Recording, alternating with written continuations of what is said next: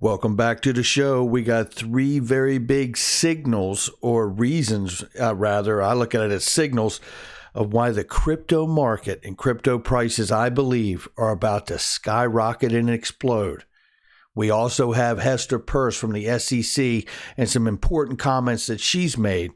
And guess what? There's big news about Kraken, and it's not good for XRP. Let's just roll that beautiful intro.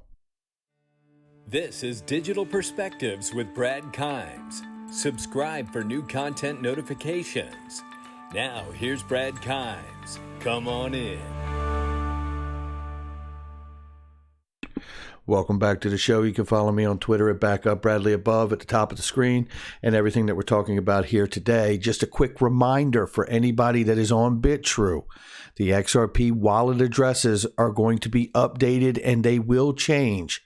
If you have your address from BitTrue somewhere else that's whitelisted or set up outside to be able to receive from one exchange to another, make sure that you change that after January 22nd.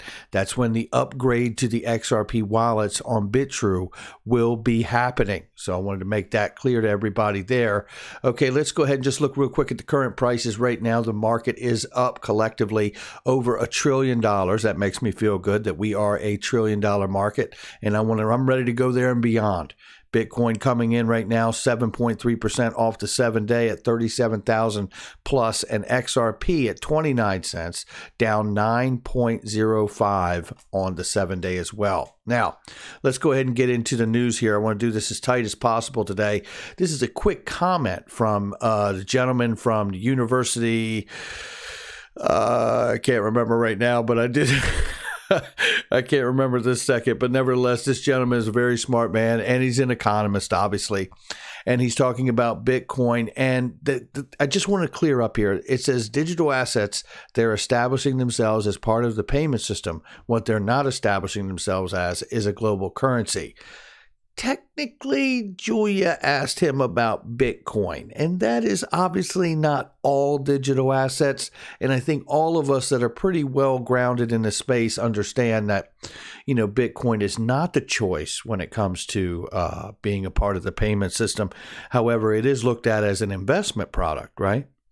So more a store of value, as people say it, and arguably a Ponzi scheme on the other end of that conversation. But nevertheless, let's hear what he says here. I want you to hear this quick run, and it's at 2 minutes and 14 seconds. And it's just a few seconds here, but it'll get to us. So let's go ahead and hear this really quickly. Here we go. Compared to volatility. I mean, there will be people watching this going, all the reasons that you suggested are a reason for buying into Bitcoin still exist and will continue to exist in 2021.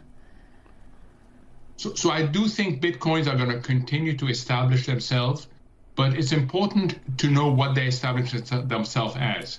They're establishing themselves as part of the payment system. They're establishing themselves as a holding in a portfolio, 1%, 2%. What they're not establishing themselves as is a global currency. Got me on that one. That's for sure. What I would say is that although I just push back on the payment system part of it, and it certainly can be used, but it's certainly not the most practical or sensible choice if you're going to make a transfer or payment. But I do agree that when you're talking about allocating this in someone's portfolio at 1% to 2%, maybe even 2% to 5% at some point, I could absolutely see that. It's already happening. And we already know that institutions are moving into that position as well. We see that with Grayscale's investment fund and other things that are happening in Guggenheimer and all the other large investment funds that are certainly moving into a position with crypto. Now, let's go ahead and know this, because the first thing people say, shout out to Michael Val 5 Links, first thing people say about crypto is it's used for illegal activities. New data reveals that banks from around the globe have been fined $14 billion in money laundering and operating violations over the course of last year. How about that for a healthy reminder? Yeah, our system is broken. You're looking for where all the fraud and illegal activities are happening? Look to cash, and broadly look at banks. So there's that. Now, knowing that, we have a change of tune coming. And this is some of the three very big signals that I want to point to today about what we're seeing happen. Now, this is Jamie Dimon from JP Morgan Chase and says we should absolutely be scared poopless about fintech. Now, let me tell you, that is quite a statement because not too long ago, back in 2018, what do we know? We know back in 2018, it was said by Jamie Dimon, I'll fire anybody that I catch at my firm buying and selling Bitcoin, period. Now look at the pivot because it gets even better. And it's brought, listen, and let's get into this. 1, 2, 3. Goldman, JP Morgan, and Citi are all said to be looking at crypto custody. Really? Wow. Let me tell you what. Currently, right now, what we have is the ability to store crypto yourself. You know the motto, if you don't hold your keys, you don't hold your crypto.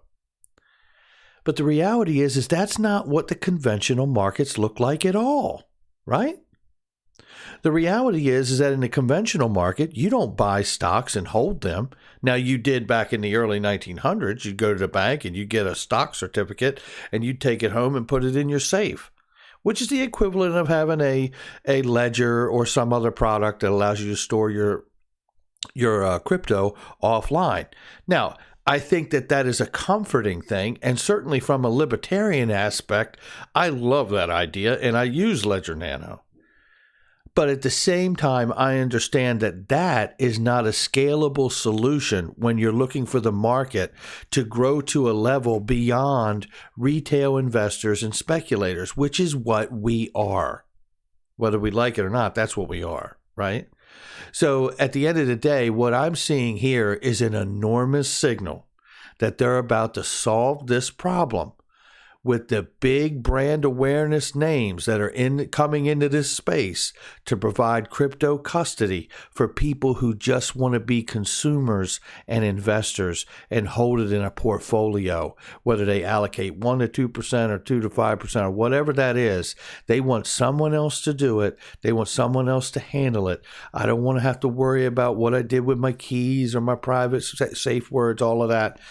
That, to me, is a scalable solution, and it's going to really make the masses very comfortable because the masses are just broadly consumers, right? So exciting stuff to see that happening and that announcement from those big firms that push back so hard on crypto for so long. Don't let that one get by you, or this one. We turn and we go negative just for a second here. U.S.-based Kraken users will be unable to trade XRP from January 29th at 5 p.m. Pacific time. According to a statement published Friday by the exchange, this is what they had to say. It's very short and it's very sweet given the recent SEC filing against Ripple Labs Incorporating. We are halting XRP trading for U.S. residents no later than January 29th, 2021 at 5 p.m. Pacific time. We may begin implementing this process at any time on January 29th. So all U.S. clients are strongly encouraged to resolve their positions prior to that day. U.S. residents with open XRP spot positions on margin should satisfy their margin obligations by January 28, 2021, 11:59 p.m. Pacific time on their positions will be liquidated in accordance with our terms. Our client residing in the U.S. will still be able to deposit, hold, and withdraw XRP with Kraken. Clients residing in other countries are not affected. XRP markets will continue to operate uninterrupted for clients outside the United States. You know, when I think about this, I start asking, what are they picking on us for, right? But I did have a conversation, and I talk often with Big Skinny, shout out to him. And, the U.S. residents have the most buying power, generally speaking. And maybe and I know that the case is here from the SEC in the U.S., so they have to deal with that. And there's obviously liability issues, and they want to, walk the chalk so they don't get lawsuits and class actions against them as an exchange, Kraken I'm speaking of. And I understand that. I really do. I really do. But at the same time, I have to say to myself, when 95 or more percent of the countries in the world already see XRP as currency, you have to ask yourself, why is it that this is happening here in the U.S. now? One, I do believe for the U.S., the way the Howey test works, we have to have legal precedent. They have created a new division at the SEC for digital assets, and I think that new division needs its own version of a Howey test, not a replacement, but its own version of the Howey test to really overlay these different assets and companies that plan to launch these tokens going on in the future, because up until now, it has been just come and see us and we'll tell you one-off, one by one, whether you fit or not. Nah, that's not how it works. So two things that could potentially roll out here. One, I see great benefits in having legal precedent set on this asset through this lawsuit, and I believe that it needs to be pushed from the ninth district in New York up to the Supreme Court, because that's the level of decision that we had for the Howey test. So I believe we need that same level of integrity and legal decision for what would become the Ripple test, I believe. And why Ripple? Because Ripple is a company that has launched a token that they were gifted, and I understand all of that needs to be sussed out legally so we can move forward and the world can feel very comfortable using it. Now, is it a security? Is it not a security? I could actually sit here all day and make reasons why it could be a currency, and I actually could sit here and make reasons how I could see it be a security. And I don't mean that it gives you shares in Ripple. I mean that I could make an argument for it to be debt security, because if you're going to collateralize the XRP ledger by really, look, if you assume that Ripple has accomplished what the SEC says they accomplished, which was widespread adoption by non-cash offerings in the early days of Ripple, then you understand that that's pre-allocating and pre-contractually obligating certain amounts of XRP to certain amount of companies in different industries around the world that have agreed that when the clarity comes, they will bring a certain level of volume from their business to their network. And in turn, volume and utility, right? Utility plus liquidity gives you value over time. Well, if you synchronize that movement to, let's say, the wholesale market of all the central banks, and we know that 50 governments around the world are certainly working with Ripple and XRP, because we heard that from Michelle Bond and Monica Long a year or more ago. So when I think of this, I could certainly make an argument here how the ledger itself, if collateralized to provide a floor value, could be looked at almost like an ETF or a bond, right? And what you hold is that. And then they could launch a stable coin off of that asset, XRP, and then that stable coin could function around the world. Or maybe they just let XRP function because it has the utility. Maybe they let it function as a stable coin or a convertible virtual currency, but understanding that it gets a security designation because of how its value backs the asset, at least in the early days. Because once all the money, as Ripple says, is on the network, what do we know then? Then they can begin to pull that collateral back out for that price floor because all the money's on the ledger. That's how that could go. So, I mean, I could sit here and go back and forth about it all day. I don't really care what they call it, as long as whatever they call it, no matter who deems it whatever, it doesn't hurt the full-scale intended use of XRP. And I don't believe whatever they come up with will do that. What I do believe is that the process we're going through is going to bring us to that moment where this will never be an issue again. And as scary as that may feel to some of us, I think it's very necessary. Now, moving on here, Hester Peirce has made some comments that are very interesting. And I want to give a shout out to just a few people here, some about this comment she made that they shared, and just some in general. So shout out to AJXRP for the things he sent me, DigiKnow Assets, and Hey Bramwell. Both the last two, DigiKnow Assets and Hey Bramwell, made comments about this that I thought were relevant, and I wanted to share it. She says, can tokens sold wrapped in an investment contract ever be unwrapped? Oh, Hester Peirce is something else. She's so smart. So look, what we want to look at here is really this last section here. And this is what was highlighted by Did You Know Assets and Hey Bramwell that I saw. And it brought my eye drew to it too. So while enforcement action is appropriate given the facts in this matter, preventing the SAFT, which was the example used for this conversation, investors from directly profiting from the token launch as the settlement requires does not seem to be the best outcome for investors. Moreover, given the lack of clarity as to whether the tokens themselves are securities, how can a project, even one for which there are many eager users on day one of the network launch, be certain that a sale or even an airdrop of tokens will not be deemed a security offering? You know, you could really, in this, you could superimpose XRP, the ledger, Ripple, the company, and then Flare Networks, and then the airdrop of the Flare Spark token.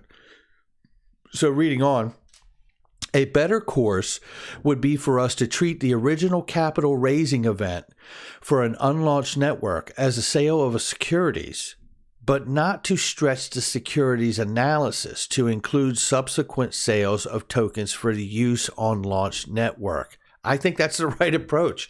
If you want to just hit that first initial fundraise and say that this is actually the sale of securities, but not to stretch the securities analysis to include subsequent sales of the tokens for use on a launch network, absolutely, I could see it. So look, I think we're getting somewhere, and anytime that you're able, and look, she's not referencing, the case itself, Ripple and the SEC, but what I do hear, right, is I hear someone at the SEC trying to address issues that they see that we can't just take a broad brush to this and be done. There's a lot more to drill down on here to really understand the implications of moving forward with some kind of regulatory framework that's very, very clear, but not harmful, right?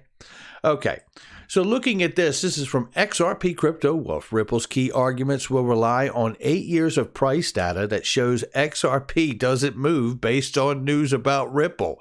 Now, how about that for your argument for Ripple not being a security? Now, I think there's probably 1 million wallet holders or more somewhere in that neighborhood. Maybe we should all testify one by one and tell them what we know, because what we do know is every time there's been good news for Ripple, the price goes down for XRP holders.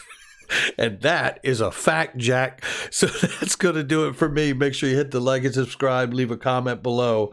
Make sure you share with somebody you know and hit that notification bell so you don't miss a thing.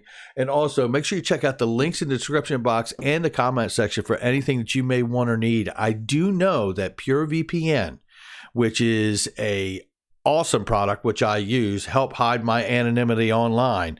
It is one of the many layers of security protection that I use. It's having an 89% sale right now, 24 hours only. Make sure you check it out, and I'll catch you on the next one.